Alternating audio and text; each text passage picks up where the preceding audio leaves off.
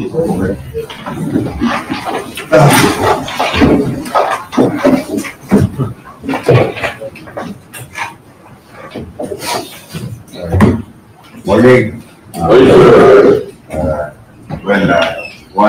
Thank you for your time. I know you're very busy, and thank you for keeping and participating to the peace and order situation with regard to the last zona. Palakpakan natin ang NPD.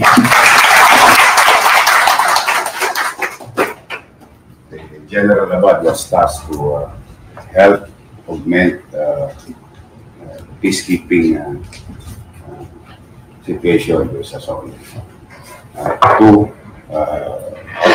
Sa mga bago namin mga kasama, at may nakikita rin naman akong dati kung mga nakasama rito, this can happen from time to time. I'm going to meet you and extend gratitude of the people of Manila to each and every one of you. I want you to hear it from me that the people of Manila is grateful. Nagpapasalamat kami na mapanatili at napapanatili ang peace and order sa ating nation. We are now in the journey of creating certainty within all the four corners within the city boundary of the capital of the country. And Manila, with regard to the peace and order, is a fluid situation because we are the host of the seat of power. We have this extra responsibility. Binabalikat natin because we are the host of the house of the president, and the president lives here day in, day out to perform his task. So, but generally, for the past, happy Mansari.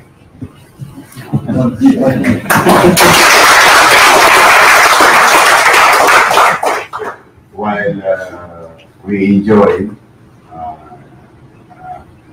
capturing mga Talonges na to, and padala natin sila sa hustisya para makamit ng mga biktima yung hustisya inaasahan nila sa pamahalaan. Umiiyak naman ng mga Talonges kasi pasikip ng pasikip ang mundo nila sa Manila. That's why I'm very proud of you, especially yung insidente sa Jones Bridge. Ibigyan mo ba? Yung dalawang asas mo, bagay na tularan ng ating mga kapulisyan. In fact, I asked Letlet to ask the City Council to pass a recognition and commendation to the two policemen who really practice restraint despite of danger to his life. Alam mo naman, pag nagkabatuhan na ng tingga, wala naman niyang pinipiling Galletas, Australia, o Mayor, o Colombias. It's gonna happen.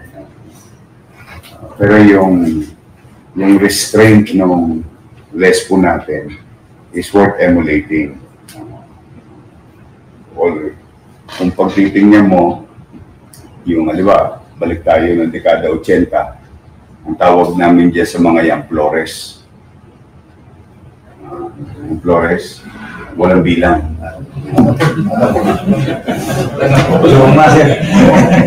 From 1980s, the way it is, no?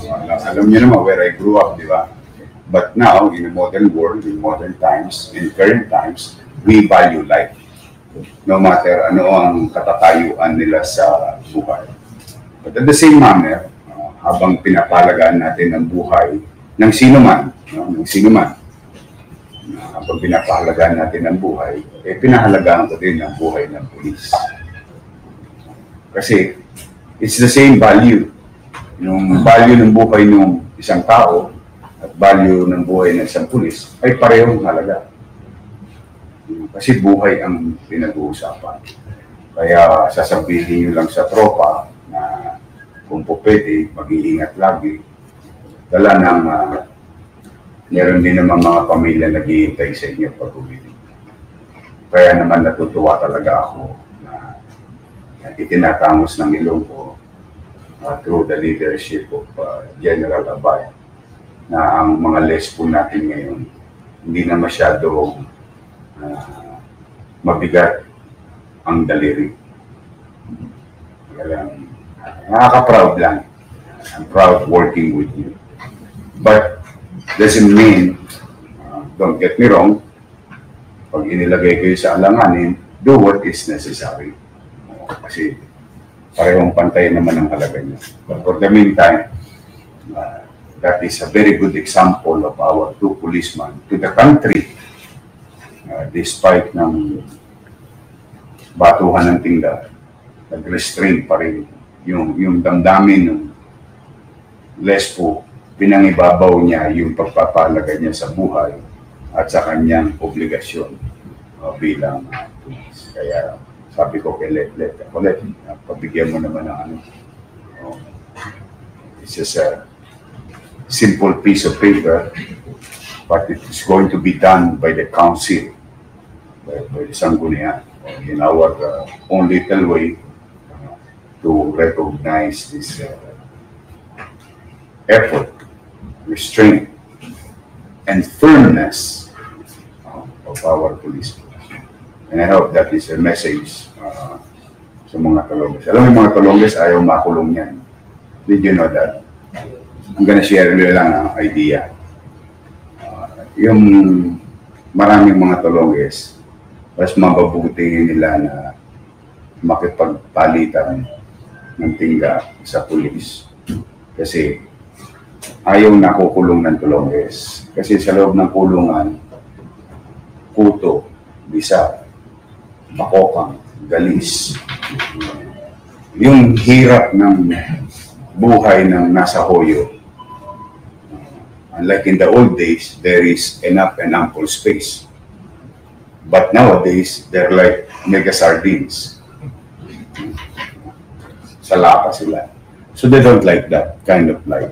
So that's why, para layuan tayo ng layuan ng mga Talonges, kasi sa Maynila, kinukuha natin sila, kinakalawit natin sila.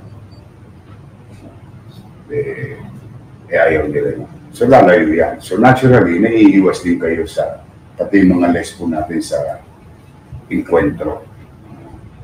Pero kung ano naman, halimbawa, sinusubok kayo ng panahon, do what is within the procedure, what is necessary. Ganun lang tayo. So, 1 month na tayo. Yes, sir. And I'm proud of Manila Police District. I'm proud working with you through the leadership of General Abad. And I'm proud kung sino man ang mga destinado sa mga area na kailangan laging clear of any obstruction, an area that habang nililingon natin yung mga may hirap nating kababayan na naghahanap buhay, pero nakikita nila na may gobyerno at hindi tayo pwedeng pawati-wati. Kung sino man kayo doon, maraming salamat sa inyo sa pagsasaayos nyo ng kalsada natin. Now, in return, I would like to share a message to you that most of the parents are very happy, lalo na yung hindi nila makontrol na minor de edad nilang anak. O natutuwa yung mga magulang na may pangalawang ama yung kanilang mga anak sa pagsaway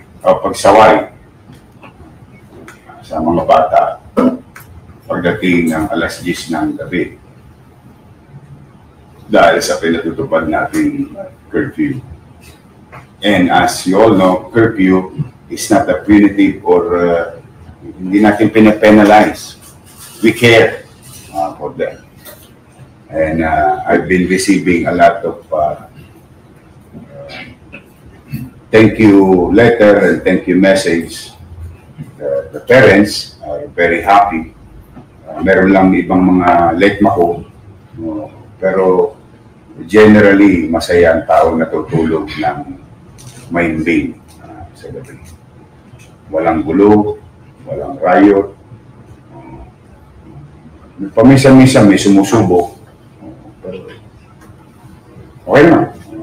Call naman tayo.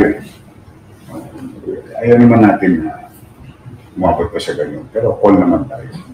Pero itong mga batang to, I think, it's not a guarantee that ligtas sila kapag inalis natin sa kalsada ng 10 oras ng gabi.